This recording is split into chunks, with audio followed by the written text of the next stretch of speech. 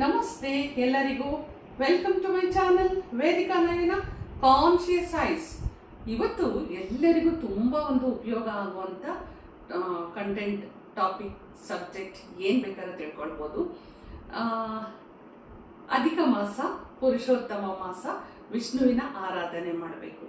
ಇವತ್ತು ನಾನು ತಗೊಂಡು ಬಂದಿರೋವಂಥ ಒಂದು ಮ್ಯಾನಿಫೆಸ್ಟೇಷನ್, ಯಾವ ಒಂದು ವರ್ಡನ್ನು ತಗೊಂಡು ಬಂದಿದ್ದೀನಿ, ಸ್ವಿಚ್ ವರ್ಡ್ ಯಾವುದಿದೆ, ವೇದಿಕ್ ಸ್ವಿಚ್ ವರ್ಡ್ ಯಾವುದಿದೆ, ಯಾವುದನ್ನ ತಗೊಂಡು ಬಂದಿದ್ದೀನಿ ನೋಡೋಣ ಬನ್ನಿ. ಇವತ್ತು ನಾನು ತುಂಬ ತಗೊಂಡು ಬಂದಿರೋವಂಥದ್ದು ಅಧಿಕ ಮಾಸ, ಪುರುಷೋತ್ತಮ ಮಾಸ.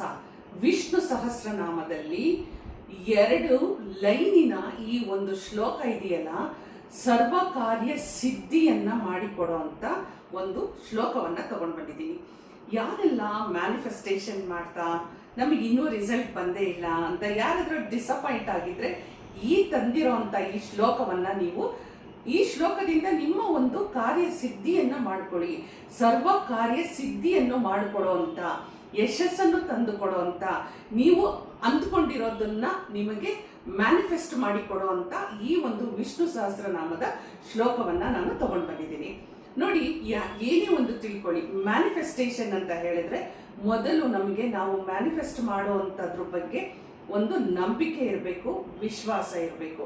ಈ 2 ನಂಬಿಕೆ ಮತ್ತು ವಿಶ್ವಾಸ ಇರಲಿಲ್ಲ ಅಂತ ಹೇಳಿದ್ರೆ ನೀವೇ ಏನು ವಿಶ್ ಮಾಡ್ತಾ ಇದ್ದೀರೋ ಅದನ್ನ ನೀವೇ ಆ ಒಂದು ಫ್ರೀಕ್ವೆನ್ಸಿ ವೈಬ್ರೇಷನ್ ಅನ್ನ ನೀವೇ ಬಂದ್ ಮಾಡೋ ತರ, ನೀವೇ ಕಟ್ ಮಾಡೋ ತರ ಆಗ್ಬಿಡುತ್ತೆ. ಇನ್ನೊಂದೇನು ಅಂದ್ರೆ, ಈ ನಾವು ಒಂದು ಮ್ಯಾನಿಫೆಸ್ಟೇಷನ್ ಅಂತ ಏನಾದ್ರೂ ತಗೊಂಡ್ ಬಂದಾಗ ಆ ಮ್ಯಾನಿಫೆಸ್ಟೇಷನ್ ನೀವು ಮಾಡಕ್ಕೆ ಕುತ್ಕೊಂಡಾಗ ಸಾಕಷ್ಟು ಮೈಂಡ್ ಅಲ್ಲಿ ಡಿಸ್ಟರ್ಬೆನ್ಸ್ ಇಟ್ಕೊಂಡಿರ್ತೀರಿ.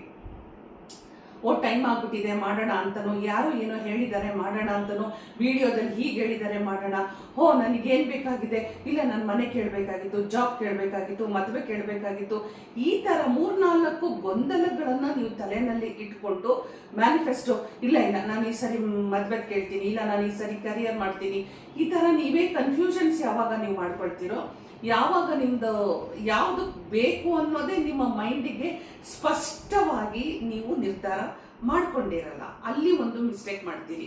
ಹಾಗೆ ಒಂದು ಸಮಯ ಯಾವುದೋ ಒಂದು ಫ್ರಸ್ಟ್ರೇಷನ್ ಅಲ್ಲಿ ಇಟ್ಕೊಂಡು, ಯಾವುದೋ ಒಂದು ಟೆನ್ಷನ್ ಇಟ್ಕೊಂಡು, ಅಯ್ಯೋ ನಾನು ಒಂದು ಮ್ಯಾನಿಫೆಸ್ಟೇಷನ್ ಮಾಡ್ತಾ ಇದ್ದೀನಿ, ಇವಾಗ ನಾನು ಇವತ್ತು ಬ್ರೇಕ್ ಆಗ್ಬಿಟ್ರೆ ನನಗೆ ಇಷ್ಟು ದಿವಸ ಮಾಡಿದ್ದೆಲ್ಲ ಹೋಗ್ಬಿಡುತ್ತೆ ಅಂತ ಹೇಳ್ಬಿಟ್ಟು ಯಾವುದೋ ಒಂದು ಪ್ರೆಷರಲ್ಲಿ ಇರ್ತೀರಿ, ಟೆನ್ಷನ್ ಅಲ್ಲಿ ಇರ್ತೀರಿ, ಅಥವಾ ನಿಮಗೆ ಟೈಮೇ ಇರಲ್ಲ, ಟ್ರಾವೆಲ್ ಮಾಡ್ತಿರ್ತೀರಾ, ಏನೋ ಮಾಡ್ತಿರ್ತೀರಾ ಅಂತ ತಿಳ್ಕೊಳ್ಳಿ.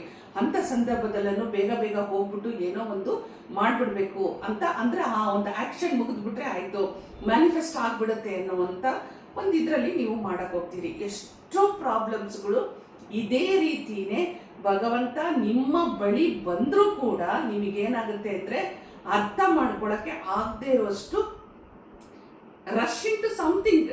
ನಾವು ಎಲ್ಲೋ ಓಡ್ತಾ ಇದ್ದೀವಿ, ಇವತ್ತಿನ ಕಾಲದಲ್ಲಿ ನಾವು ಎಲ್ಲೋ ಯಾವುದರ ಹಿಂದೆ ಓಡ್ತಾ ಇದ್ದೀವಿ, ಯಾರ ಹಿಂದೆ ಓಡ್ತಾ ಇದ್ದೀವಿ ಅನ್ನೋದು ನಮಗೆ ಗೊತ್ತಿರಲ್ಲ.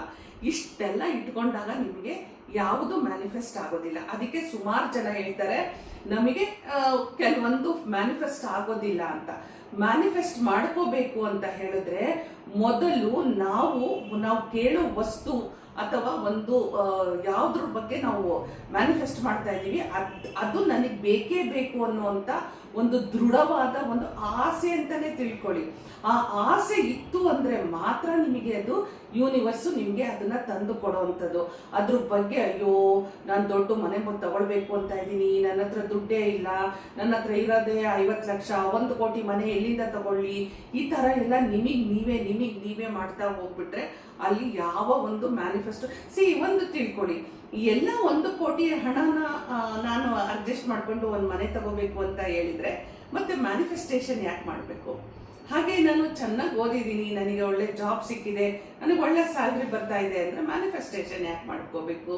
ಒಳ್ಳೆ ಹುಡುಗಿ ಸಿಕ್ಕಿದ್ದಾಳೆ, ಒಳ್ಳೆ ಹುಡುಗ ಸಿಕ್ಕಿದ್ದಾನೆ ಮದುವೆಗೆ ಅಂದ್ರೆ ಮ್ಯಾನಿಫೆಸ್ಟೇಷನ್ ಯಾಕೆ ಮಾಡ್ಕೋಬೇಕು? ಎಲ್ಲಿ ಯಾರಿಗೆ ಅಡೆತಡೆಗಳು ಬಂದಿರುತ್ತೆ, ಲೋಪದೋಷಗಳಿರುತ್ತೆ, ಅಥವಾ ಒಂದು ಲಕ್ ಯಾಕೋ ಕೈ ಹಿಡಿತಾ ಇಲ್ಲ ಅಂತ ಅಂದಿರುತ್ತೆ, ಆಮೇಲೆ ಯಾಕೋ ಯಾವ ಕೆಲಸ ಕಾರ್ಯಗಳು ನಮಗೆ ಸರಿಯಾಗಿ ನಡೀತಾ ಇಲ್ಲ ಅಂತ ಅನ್ಸುತ್ತೆ, ಅಂಥವರಿಗೆ ಈ ಮ್ಯಾನಿಫೆಸ್ಟೇಷನ್ ಟೆಕ್ನಿಕ್ ತುಂಬಾ ಚೆನ್ನಾಗಿ ವರ್ಕ್ ಆಗುತ್ತೆ. ಅಂಥವ್ರೆ ಈ ಮ್ಯಾನಿಫೆಸ್ಟೇಷನ್ ಅನ್ನ ಮಾಡ್ಕೊಳ್ಳುವಂಥವ್ರು. ಅವರ ಕನಸುಗಳನ್ನ, ಆಸೆ ಆಕಾಂಕ್ಷೆಗಳನ್ನ, ಗುರಿಗಳನ್ನ, ಧ್ಯೇಯಗಳನ್ನ ಮುಟ್ಲಿಕ್ಕೆ ಅವರಲ್ಲೂ ಕೂಡ ಒಂದು ತವಕ ಇರಬೇಕು, ಆಸೆ ಇರಬೇಕು, ನಂಬಿಕೆ ಇರಬೇಕು, ವಿಶ್ವಾಸ ಇರಬೇಕು. ಇದೆಲ್ಲ ಇಟ್ಕೊಂಡಾಗ್ಲೇನೆ ನಿಮಗೆ ಒಂದು ಮ್ಯಾನಿಫೆಸ್ಟೇಷನ್ ಅನ್ನುವಂಥದ್ದು ವರ್ಕ್ ಆಗುವಂಥದ್ದು. ಸೊ ಇಷ್ಟನ್ನ ನಾನು ಮತ್ತೊಮ್ಮೆ ಈ ವಿಡಿಯೋದಲ್ಲಿ ಎಲ್ಲರಿಗೂ ನಾನು ಕ್ಲಿಯರ್ ಮಾಡ್ತಾ ಇದ್ದೀನಿ. ಇವತ್ತು ನಾನು ತಗೊಂಡು ಬಂದಿರುವಂಥ ವಿಷ್ಣು ಸಹಸ್ರನಾಮದ 27ನೇ ಶ್ಲೋಕ ನೋಡಿ. ನೀವು ಆ ಶ್ಲೋಕವನ್ನ ಸರಿಯಾಗಿ ಓದಿ ನೋಡಿ. ನೀವೇನ್ ಮ್ಯಾನಿಫೆಸ್ಟೇಷನ್ ಮಾಡಬೇಕು ಅಂತ ಅನ್ಕೊಂಡಿದ್ದೀರಲ್ವಾ, ಆ ಒಂದು ಶ್ಲೋಕ ಅಲ್ಲೇ ಇದೆ. ಪ್ರತಿಯೊಂದು ವಿಷ್ಣು ಸಹಸ್ರನಾಮದಲ್ಲಿ ನಮ್ಮ ಜೀವನದ ಬದುಕಿಗೆ ಬೇಕಾಗಿರುವಂತ ಮಾನಸಿಕವಾಗಿ, ದೈಹಿಕವಾಗಿ ಮತ್ತು ಆರ್ಥಿಕವಾಗಿ ನಮ್ಮನ್ನ ನಾವು ಹೇಗೆ ಡೆವಲಪ್ ಮಾಡ್ಕೊಳ್ಬೇಕು ಅಷ್ಟೇ ಅಲ್ಲ, ಒಂದು ಆಧ್ಯಾತ್ಮಿಕವಾಗಿ ನಮ್ಮನ್ನ ನಾವು ಹೇಗೆ ಡೆವಲಪ್ ಮಾಡ್ಕೊಳ್ಬೇಕು ಅಂತ ಹೇಳಿ ನಮ್ಮ ಸನಾತನ ಧರ್ಮದಲ್ಲಿ ಲಲಿತ ಸಹಸ್ರನಾಮ, ವಿಷ್ಣು ಸಹಸ್ರನಾಮ, ಹನುಮಾನ ಚಾಲೀಸ, ಶ್ರೀ ಸೂಕ್ತ, ಇದು ಎಲ್ಲದೂ ನಿಮಗೆ ಕನಕದಾರ ಸ್ತೋತ್ರ ಪ್ರತಿಯೊಂದು ನಮಗೆ ಒಂದು ಉತ್ತರಗಳನ್ನು ಕೊಡ್ತಾ ಇದೆ. ಈ ತರ ಉತ್ತರ ಕೊಡ್ತಾ ಇರುವಂತ ವಿಷ್ಣು ಸಹಸ್ರನಾಮದಲ್ಲಿ 27ನೇ ಈ ಶ್ಲೋಕವನ್ನ ನೀವು ಯಾರು ಪಠಣೆ ಮಾಡಿ ಮನಸ್ಸಿನಲ್ಲಿ ಈಗ ನೀವು ನೋಡಿ, ಇಷ್ಟು ದಿನ ನಾನು ವೇದಿಕ್ ಸ್ವಿಚ್ ವರ್ಡ್ ಕೊಡ್ತಾ ಇದ್ದೆ, ಸ್ವಿಚ್ ಕೋಡ್ ಕೊಡ್ತಾ ಇದ್ದೆ, ಸ್ವಿಚ್ ಫ್ರೇಮ್ ಕೊಡ್ತಾ ಇದ್ದೆ, ಹಾಗೆ ಕೆಲವೊಂದು ಟೆಕ್ನಿಕ್ಗಳು, ಎನರ್ಜಿ ಸರ್ಕಲ್, ಇದೆಲ್ಲವನ್ನು ನಾವು ಕೆಲವೊಂದು ಸಿಂಬಲ್ಸ್ಗಳನ್ನ ಹೇಳ್ತಾ ಇದ್ವಿ. ಸೊ ಇವತ್ತು ನಾನು ತಗೊಂಡು ಬಂದಿರೋ ಅಂಥದ್ದು ಅಧಿಕ ಮಾಸದಲ್ಲಿ ಪುರುಷೋತ್ತಮನ ಮಾಸ ಅಂತ ಕರೀತಾ ಇರುವಂತ ಈ ಒಂದು ವಿಷ್ಣು ಸಹಸ್ರನಾಮದ ಈ ಶ್ಲೋಕವನ್ನ ನೀವು ತಗೊಂಡು ಬಂದಿದ್ದೀನಿ ಅಲ್ವಾ, ಇದನ್ನ ನೀವು ಮಾಡಿ ನೋಡಿ. ಅನಿಸ್ತಾ ಇತ್ತು ಬೇಡ, ವಿಷ್ಣು ಸಹಸ್ರನಾಮದ ಶ್ಲೋಕ, ಪ್ರತಿ ವಿಷ್ಣು ಸಹಸ್ರನಾಮದಲ್ಲಿ ಪ್ರತಿಯೊಂದು ಶ್ಲೋಕವನ್ನೇ ನಾವು ಚೆನ್ನಾಗಿ ಅರ್ಥ ಮಾಡಿಕೊಂಡು ಮಾಡಿದ್ರೆ ಚೆನ್ನಾಗಿರುತ್ತೆ ಅಂತ. ಆದ್ರೆ ಈ ಒಂದು ಅಧಿಕ ಮಾಸವನ್ನ ಯಾರು ಮಿಸ್ ಮಾಡ್ಕೊಳ್ಬಾರ್ದು ಅಂತ ಹೇಳಿ ನಿಮ್ಗೆಲ್ಲರಿಗೂ ಈ ಶ್ಲೋಕವನ್ನ ತಗೊಂಡು ಬಂದಿದ್ದೀನಿ. ಯಾರಿಗೆಲ್ಲ ಮನೆ ತಗೊಳ್ಬೇಕು, ಮದುವೆ ಆಗಬೇಕು, ಕರಿಯರು, ಜಾಬು, ಪ್ರಮೋಷನ್ನು, ಮಕ್ಕಳಾಗಬೇಕು, ಜುವೆಲ್ಸ್ ತಗೋಬೇಕು, ಕಾರ್ ತಗೋಬೇಕು, ಹಾಗೆ ಒಳ್ಳೊಳ್ಳೆ ಕಾಲೇಜು, ಸ್ಕೂಲು ಅಡ್ಮಿಷನ್ ಆಗಬೇಕು, ನನಗೆ ಇಂಜಿನಿಯರಿಂಗ್ ಸೀಟ್ ಸಿಗಬೇಕು, ಮೆಡಿಕಲ್ ಸೀಟ್ ಸಿಗಬೇಕು, ನಾನು UPSC ಎಕ್ಸಾಮ್ಸ್ಗಳನ್ನು ಪಾಸ್ ಮಾಡಬೇಕು, ಅವರವರದೇ ಆದ ಕನಸು, ಆಸೆ, ಆಕಾಂಕ್ಷೆಗಳು, ಧ್ಯೇಯಗಳು, ಗುರಿಗಳು ಇರುತ್ತೆ. ಇಲ್ಲಿ ನೀವು ಏನ್ ಮಾಡಬೇಕು, ಮೊದಲು ನಾನು ಕೊಟ್ಟಂತ ಈ ವಿಷ್ಣು ಸಹಸ್ರನಾಮದ ಶ್ಲೋಕವನ್ನ ಸರಿಯಾಗಿ 1-2 ಸರಿ ಓದ್ಕೊಂಡ ನಂತರ ಮನಸ್ಸನ್ನ ನೀವು ಕರೆಕ್ಟಾಗಿ ಕೇಳ್ಕೊಳ್ಳಿ. ನಾನು ಈ ಶ್ಲೋಕವನ್ನ ಮನಸ್ಸಿನಲ್ಲಿ ಇಟ್ಕೊಂಡು ಪಠಣೆ ಮಾಡಬೇಕು ಅಂದ್ರೆ ನನಗೆ ಯಾವ ಒಂದು ಮ್ಯಾನಿಫೆಸ್ಟೇಷನ್ ಈಗ ಈ ಪರಿಸ್ಥಿತಿಯಲ್ಲಿ, ಈ ಸಂದರ್ಭದಲ್ಲಿ ಅವಶ್ಯಕತೆ ಇದೆ ಅನ್ನೋದನ್ನ ನೀವು ನಿರ್ಧಾರ ಮಾಡಿಕೊಂಡು ಒಂದೇ ವಿಶ್ ಇಟ್ಕೊಳ್ಬೇಕು. 3-4 ತರ ವಿಶ್ ಇಟ್ಕೋಬೇಡಿ. ಇಟ್ಕೊಂಡು ಒಂದು ಸಮಯ ಫಿಕ್ಸ್ ಮಾಡಿಕೊಂಡು, ಅಂದ್ರೆ ಯಾವುದೋ ಕೆಲಸ ಮಾಡ್ತಾ ಇದ್ದೀನಿ, ಇದನ್ನ ಮಾಡ್ಬಿಡ್ಬೇಕು, ಈ ಜಂಜಾಟ ಗಡಿಬಿಡಿ ಎಲ್ಲ ಮಾಡ್ಕೊಳಕ್ ಹೋಗ್ಬೇಡಿ.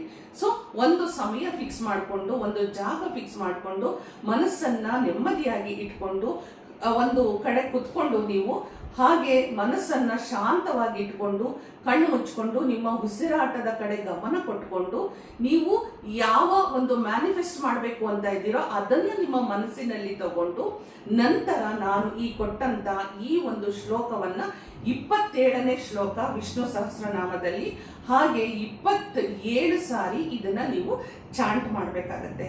27 ಸಾರಿ ಚಾಂಟ್ ಮಾಡಿದ ನಂತರ ನೀವೇನ್ ಮಾಡಬೇಕು ಅಂದ್ರೆ ಯಾವ ವಿಷಯವನ್ನ ನೀವು ಮೈಂಡಲ್ಲಿ ಇಟ್ಕೊಂಡು ಈ ಒಂದು ಶ್ಲೋಕವನ್ನ ಹೇಳ್ಕೊಂಡಿರ್ತೀರೋ ಆ ಒಂದು ವಿಷಯದ ಬಗ್ಗೆ, ಫಾರ್ ಎಕ್ಸಾಂಪಲ್ ನನಗೆ ಜಾಬ್ ಬೇಕು ಅಂತ ನೀವು ಅನ್ಕೊಂಡಿದ್ರೆ ನೀವು ಜಾಬ್ ಅಪ್ಲಿಕೇಶನ್ ಹಾಕಿರುವಂಥದ್ದು ಯಾವ ಕಂಪನಿ, ಆಫೀಸು, ಇನ್ಯಾವುದೋ ಡಿಪಾರ್ಟ್ಮೆಂಟ್ಗಳಿರುತ್ತಲ್ಲ ಆ ಡಿಪಾರ್ಟ್ಮೆಂಟ್ ಅನ್ನ ನೆನೆಸ್ಕೊಳ್ಳೋ ಅಂಥದ್ದು.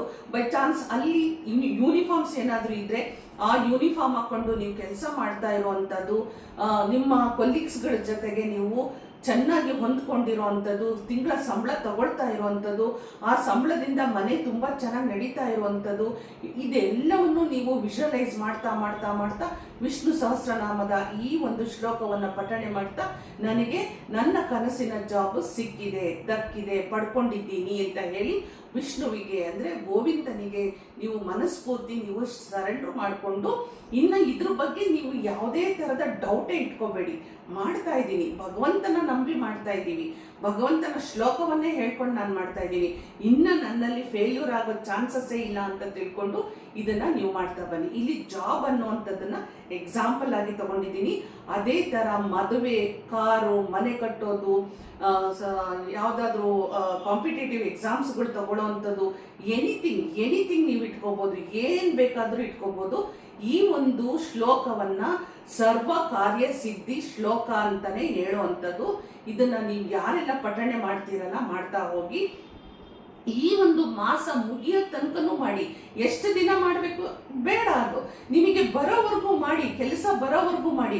ನಿಮ್ಮಲ್ಲಿ ಏನು ಅಡೆತಡೆ ಇದೆಯೋ, ಲೋಪದೋಷ ಇದೆಯೋ, ಅಥವಾ ನಿಮ್ಮ ಯೋಗ್ಯತೆನಲ್ಲಿ ಇದು ಇತ್ತೋ ಇಲ್ವೋ, ಆದ್ರೆ ಭಗವಂತನ ಪಾದಕ್ಕೆ ನಾವು ಸರೆಂಡರ್ ಮಾಡ್ಕೊಂಡ್ರೆ ಆ ಯೋಗನೂ ಕೊಡ್ತಾನೆ, ಆ ಯೋಗ್ಯತೆನೂ ಕೊಡ್ತಾನೆ, ನಿಮ್ಮ ಕನಸು ಕೂಡ ನನಸಾಗುತ್ತೆ. ಈ ಒಂದು ಅರ್ಥ ಮಾಡ್ಕೊಂಡ್ಬಿಟ್ರೆ ನೀವು, ನಿಮ್ಮ ಮ್ಯಾನಿಫೆಸ್ಟೇಷನ್ ಸಕ್ಸಸ್ ಆಗ್ಬಿಡುತ್ತೆ ಅನ್ನೋದ್ರಲ್ಲಿ ಎರಡು ಮಾತೇ ಇಲ್ಲ.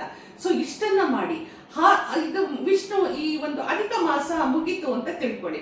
ಅರೆ ನನಗಿನ್ನೂ ಬರ್ಲಿಲ್ವಲ್ಲ ಜಾಬ್, ಮತ್ತೆ ನೆಗೆಟಿವ್ ಕೊಡ್ಬೇಡಿ. ಯಾಕೆ ಅಂದ್ರೆ ಬೈ ಚಾನ್ಸ್ ಯಾರಾದ್ರೂ ಗವರ್ನಮೆಂಟ್ ಜಾಬ್ ಬೇಕು ಅಂತ ನೀವು ಅಪ್ಲೈ ಮಾಡಿದ್ರೆ, ಗವರ್ನಮೆಂಟ್ ಇಂದ ನಿಮ್ಗೆ ಕಾಲ್ ಫಾರ್ ಆಗ್ಬೇಕು, ಗವರ್ನಮೆಂಟ್ನವರೇ ನಿಮಗೆ ಎಲ್ಲದನ್ನು ರೆಡಿ ಮಾಡ್ಬೇಕು. ಇವತ್ತಲ್ಲ ನಾಳೆ ನೀವು ಏನ್ ಮಾಡಿರ್ತೀರೋ, ಇವತ್ತು ನೀವು ಹಾಕಿರುವಂತ ಬೀಜ ಮೊಳಕೆ ಒಡೆದು ಗಿಡ ಆಗಿ, ಮರ ಆಗಿ, ಎಮ್ಮರ ಆಗಿ ಬೆಳೆದೇ ಬೆಳೆಯುತ್ತೆ, ಹಣ್ಣು ಕೊಡುತ್ತೆ. ನೀವು ಅದನ್ನ ತಿಂತೀರಿ. ಇದನ್ನ ಮಾತ್ರ, ಈ ಸತ್ಯನ ಮಾತ್ರ ನೀವು ಮರಿಲಿಕ್ಕೆ ಹೋಗ್ಬೇಡಿ. ನಾನು ಕೊಡೋದು ಯಾವತ್ತೇ ಆಗ್ಲಿ ಈ ಕ್ಷಣಕ್ಕಾಗ್ಬಿಡುತ್ತೆ, ಹಿಂಗಾಗ್ಬಿಡುತ್ತೆ, ಹಂಗಾಗ್ಬಿಡುತ್ತೆ ಅಂತಲ್ಲ. ಕೆಲವೊಂದು ಮಂತ್ರಗಳು, ಶ್ಲೋಕಗಳು ಪಠಣೆ ನೀವು ಮಾಡ್ತಾ ಮಾಡ್ತಾ ಮಾಡ್ತಾ ಭಗವಂತನ ಪಾದಕ್ಕೆ ನೀವು ರೀಚ್ ಆಗ್ತಾ ಆಗ್ತಾ ಆಗ್ತಾ ಖಂಡಿತ ಮನುಷ್ಯರು ಮೋಸ ಮಾಡ್ಬೋದು, ಭಗವಂತ ಅಂತೂ ಮೋಸ ಮಾಡೋಕ್ಕೆ ಸಾಧ್ಯನೇ ಇಲ್ಲ. ಅನಾಥೋ ದೈವ ರಕ್ಷಕ ಅಂತ ಹೇಳಿ ನಾವು ಏನೇನಿಲ್ಲ ನಮ್ಮ ಹತ್ರ ಇಲ್ಲ ಅಂತ ಅನಾಥ ಭಾವನೆ ಇರುತ್ತೋ ಅದು ಅವನು ಕೊಡ್ತಾನೆ ಅಂತ ಈ ಒಂದು ನಂಬಿಕೆ ಇಟ್ಕೊಂಡು ಮಾಡಿ. ಹಾಗೆ ಸಾಕಷ್ಟು ಜನ ನನಗೆ ಕಮೆಂಟ್ ಮುಖಾಂತರ ಕೇಳ್ತಾ ಇದ್ದೀರಿ, ನಮ್ಮ ಮಕ್ಕಳಿಗೋಸ್ಕರ ನಾವು ಮಾಡ್ಬೋದಾ, ಗಂಡನಿಗೋಸ್ಕರ ನಾವು ಮಾಡ್ಬೋದಾ ಅಂತ. ಖಂಡಿತ ನಿಮ್ಮ ಮಕ್ಕಳಿಗೆ ತಂದೆ ತಾಯಿ, ಅಕ್ಕ, ಅಣ್ಣ, ತಮ್ಮ, ತಂಗಿ ಯಾರು ಬೇಕಾದ್ರೂ ಮಾಡಿ, ಗಂಡನಿಗೋಸ್ಕರ ನೀವುಗಳು ಮಾಡ್ಕೊಳ್ಳಿ. ಆದ್ರೆ ಇಲ್ಲಿ ಒಂದು ಸಣ್ಣ ವಿಚಾರವನ್ನ ಅರ್ಥ ಮಾಡ್ಕೊಳ್ಳಿ. ಅವರವರ ಫ್ರೀಕ್ವೆನ್ಸಿ, ವೈಬ್ರೇಷನ್, ಎನರ್ಜಿ ಲೆವೆಲ್ಸ್ ಬೇರೆನೆ ಇರುತ್ತೆ. ಸೊ ಹಾಗಾಗಿ ಅವರೇ ಮಾಡಿದ್ರೆ, ಅವರ ಹಸುವಿಗೆ ಅವರೇ ಊಟ ಮಾಡೋದು ತುಂಬಾ ಸೂಕ್ತ ಅಲ್ವಾ? ಸೊ ಹಾಗಾಗಿ ಅವರವರ ಸಮಸ್ಯೆಗಳನ್ನ ಅವರವರೇ ಈ ಒಂದು ಮಂತ್ರ ಪಠಣೆ ಮಾಡುವಂಥದ್ದು ಅವರಿಗೆ ಒಳ್ಳೇದಾಗುವಂಥದ್ದು. ಸೊ ಅದಾಗಿಯೂ ಅದು ಅವ್ರ ಕೈಯಲ್ಲಿ ಆಗ್ತಾ ಇಲ್ಲ ಅಂದ್ರೆ ಖಂಡಿತ ನೀವು ಮಾಡಿ ಅಂತಾನೆ ಹೇಳ್ತೀನಿ. ಹಾಗಾದ್ರೆ ಈ ಒಂದು ವಿಷ್ಣು ಸಹಸ್ರನಾಮದ 27ನೇ ಒಂದು ಶ್ಲೋಕವನ್ನ 27 ಸಾರಿ ನೀವು ಪಠಣೆ ಮಾಡಿ. ಸಾಧ್ಯ ಆದ್ರೆ ಬೆಳಿಗ್ಗೆ 27, ಸಾಯಂಕಾಲ 27 ಸಾರಿ ಮಾಡಿ. ಯಾಕೆಂದ್ರೆ ನಮ್ಮ ವಿಶ್ವ ತಾನೇ ನಮಗೆ ತಾನೇ ನಮಗೋಸ್ಕರ ತಾನೇ ನಾವು ಮಾಡ್ಕೊಳ್ತಾ ಇರೋದು, ಬೇರೆ ಯಾರಿಗೂ ಅಲ್ಲ. ಸೊ ಹಾಗಾಗಿ ನಿಮಗೆ ರಿಸಲ್ಟ್ ಬೇಕು ಅಂತ ಹೇಳಿದ್ರೆ ಇದನ್ನ ಮಾಡಿ ಅಂತ ಹೇಳ್ತಾ, ಇನ್ನು ಯಾರೆಲ್ಲ ಸಬ್ಸ್ಕ್ರೈಬ್ ಮಾಡ್ಕೊಳ್ಳದೆ ಹಾಗೆ ನೋಡ್ತಾ ಇದ್ದೀರಿ, ಸಬ್ಸ್ಕ್ರೈಬ್ ಮಾಡಿ. ನಾ ಕೊಟ್ಟಂತ ಈ ಒಂದು ಇನ್ಫಾರ್ಮೇಶನ್ ಇಷ್ಟ ಆಗಿದ್ರೆ ಹೈಪ್ ಕೊಡೋದನ್ನ ಮರಿದೇನೆ ಮತ್ತೆ ಮುಂದೊಂದು ಇಂಟ್ರೆಸ್ಟಿಂಗ್ ಆಗಿರುವಂತ ಸಬ್ಜೆಕ್ಟ್ ಅನ್ನ ತಗೊಂಡ್ ಬರ್ತಾ ಇದ್ದೀನಿ. ಹೋಗ್ಬರ್ಲಾ? ನಮಸ್ಕಾರ.